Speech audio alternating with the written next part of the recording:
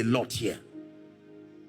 The cyclical move of God, moving again as he did before.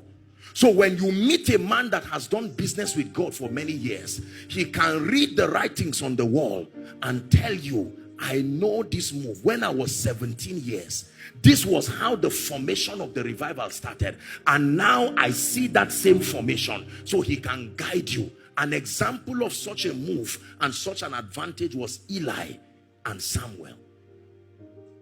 Although the eyes of Eli was becoming dim, which is a dangerous state spiritually, but he still had an advantage of understanding this move. The moment he saw a young boy coming and said, sir, you called me. It's amazing that God used the voice of Eli to call Samuel. He didn't say, I had the voice of him. I came to you. It was the sound of your voice God used. And when he came the second time, Eli said, this is familiar. I know this. The next time he calls, say, speak, Lord. Because until you respond, he cannot continue.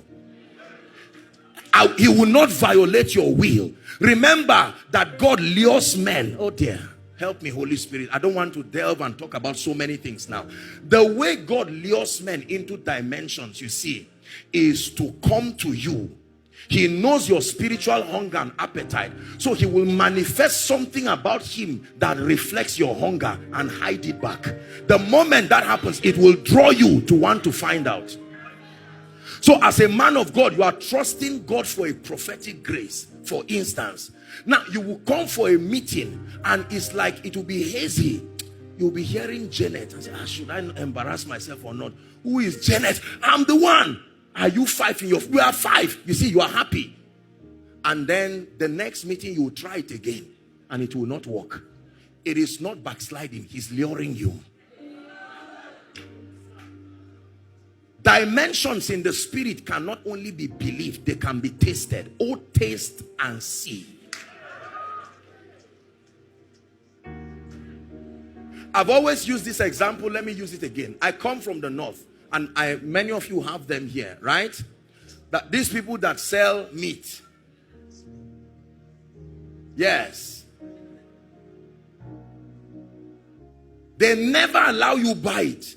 They allow you taste it first. Because they know that the awareness of what is in your pocket will shortchange their desire to extract more money from you. They know how to manipulate what is in your pocket. So they'll say, don't worry, there's no pressure. You can even go if you want to. They will dare you. And so you plan to spend 1,000 naira. And your wife is standing there with you. And then you taste one. What of this one? This one is like it has too much fat. They will bring out another one and say, this one doesn't have fat. You end up spending 5,000 naira there unplanned for. When God is about to call Moses, Moses sees a bush burning but not consumed, and the bush continued there. It was God luring him. He said, I will turn aside and see this great sight. The moment he turned aside, he said, finally, I've got it. That's all. The morale for all this was to get your attention. Let me tell you this. It is hard to get man's attention. The distraction that is upon mankind cannot allow us to focus on God and understand.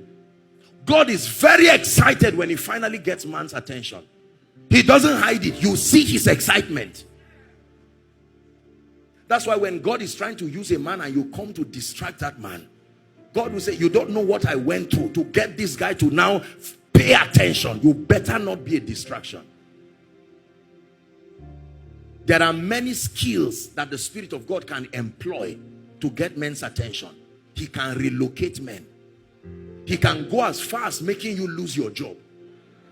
And it doesn't matter in this economy because restoration is still possible. So it's only you that knows you are at a loss. In the economy of God, it doesn't make any difference. Because 6 months later, you can be back to what you would have been. So you are the only one who is feeling it as a loss. But I mean, the realm of the spirit is looking at you and saying, what is this guy saying? So God can be at liberty and comfortable to let you lose your job, because you think that if that job does not come, the salary of 5 months, and God is saying, look, there are weightier matters. This is not the issue of the job. It's the reason why when you are scared and pray some prayers, God just overlooks it and says, let's deal with the major issues. There is already a provision to tell you sorry later.